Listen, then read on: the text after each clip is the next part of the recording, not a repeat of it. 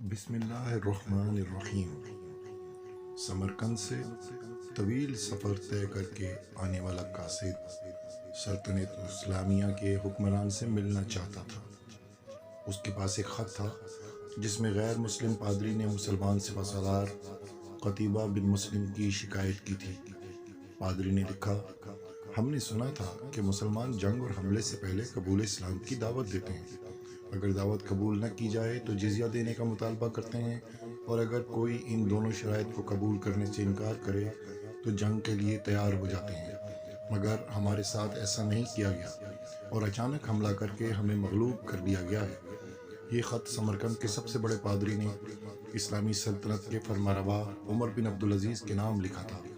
دمشق کے لوگوں سے شہنشاہ وقت کی قیامگاہ کا معلوم کرتے کرتے وہ قاصد ایک ایسے گھر جا پہنچا کہ جو انتہائی معمولی اور خستہ حالت میں تھا۔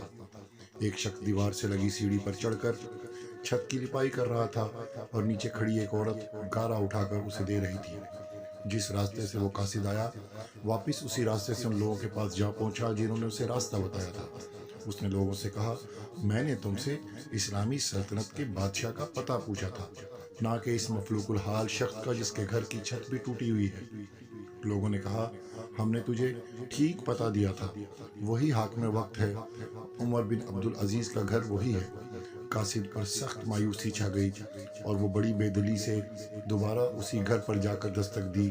جو شخص کچھ دیر پہلے تک لپائی کر رہا تھا وہی اندر سے نمودار ہوا۔ قاصد نے اپنا تعارف کرایا اور خط عمر بن عبدالعزیز رحمۃ اللہ علیہ کو دے دیا۔ عمر بن عبدالعزیز نے خط پڑھ کر اسی خط کی پشت پر لکھا کہ عمر بن عبدالعزیز کی طرف سے سمرقند میں تعینات اپنے عامل کے نام ایک قاضی کا تقرر کرو جو پادری کی شکایت کو سنے۔ پھر انہوں نے مہر لگا کر خط واپس قاصد کو دے دیا۔ سمرقند لوٹ کر قاصد نے خط کا جواب اور ملاقات کا احوال جب پادری کو سنایا تو پادری بھی مایوس ہو گیا اور افسردہ ہو گیا۔ اس نے سوچا، کیا یہ وہ خط ہے جو مسلمانوں کے اس عظیم لشکر کو ہمارے شہر سے نکالے گا؟ انہیں یقین تھا کہ کاغذ کا یہ ٹکڑا انہیں کوئی فائدہ نہیں پہنچا سکے گا، مگر کوئی اور راستہ بھی نہ تھا۔ چنانچہ خط لے کر ڈرتے ڈرتے امیر لشکر اور حاکم سمرقند قتیبہ بن مسلم کے پاس پہنچے۔ حاکم نے خط پڑھتے ہی فوراً ایک قاضی کا تعین کر دیا جو اس کے اپنے خلاف سمرقندیوں کی شکایت سن سکے۔ قاضی نے پادری سے پوچھا، کیا دعویٰ ہے تمہارا؟ پادری نے کہا کہ قتیبہ کے لشکر نے بغیر کسی پیشگی اطلاع کے ہم پر حملہ کیا، نہ تو اس نے ہمیں اسلام قبول کرنے کی دعوت دی تھی اور نہ ہی ہمیں کسی سوچ بچار کا موقع دیا تھا۔ قاضی نے وقت کے حاکم کو دیکھ کر پوچھا، کیا کہتے ہو تم اس دعوے کے جواب میں؟ حاکم نے کہا کہ قاضی صاحب، جنگ تو ہوتی ہی فریب اور دھوکہ ہے۔ سمرقند کیونکہ ایک عظیم ملک تھا اور اس کے قرب و جوار کے کمتر ملکوں نے نہ تو ہماری کسی دعوت کو مان کر اسلام قبول کیا تھا اور نہ ہی جزیہ دینے پر تیار ہوئے تھے، بلکہ ہمارے مقابلے میں جنگ کو ترجیح دی تھی۔ سمرقند کی زمینیں تو اور بھی سرسبز و شاداب اور زوراور تھیں، لہٰذا ہمیں پورا یقین تھا کہ یہ لوگ بھی لڑنے کو ترجیح دیں گے، سو ہم نے اس موقع سے فائدہ اٹھایا اور سمرقند پر قبضہ کر لیا۔ قاضی نے حاکم کی بات کو نظر انداز کرتے ہوئے دوبارہ پوچھا، میری بات کا جواب دو، تم نے ان لوگوں کو اسلام قبول کرنے کی دعوت، جزیہ یا پھر جنگ کی خبر دی تھی کہ نہیں؟ حاکم نے کہا، نہیں قاضی صاحب، میں نے جس طرح پہلے ہی عرض کر دیا ہے کہ ہم نے موقع سے فائدہ اٹھایا تھا۔ تو قاضی نے کہا، میں دیکھ رہا ہوں کہ تم اپنی غلطی کا اقرار کر رہے ہو، اس کے بعد تو عدالت کا کوئی اور کام رہ ہی نہیں جاتا۔ اللہ نے اس دین کو فتح اور عظمت تو عدل اور انصاف کی وجہ سے ہی بخشی ہے، نہ کہ دھوکہ دہی اور موقع پرستی سے۔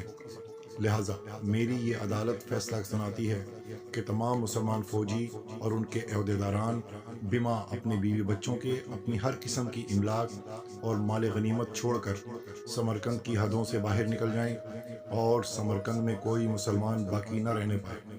اگر ادھر دوبارہ آنا بھی ہو تو بغیر کسی اور دعوت کے اور 3 دن کی سوچ و بچار کی مہلت دیے بغیر نہ آیا جائے۔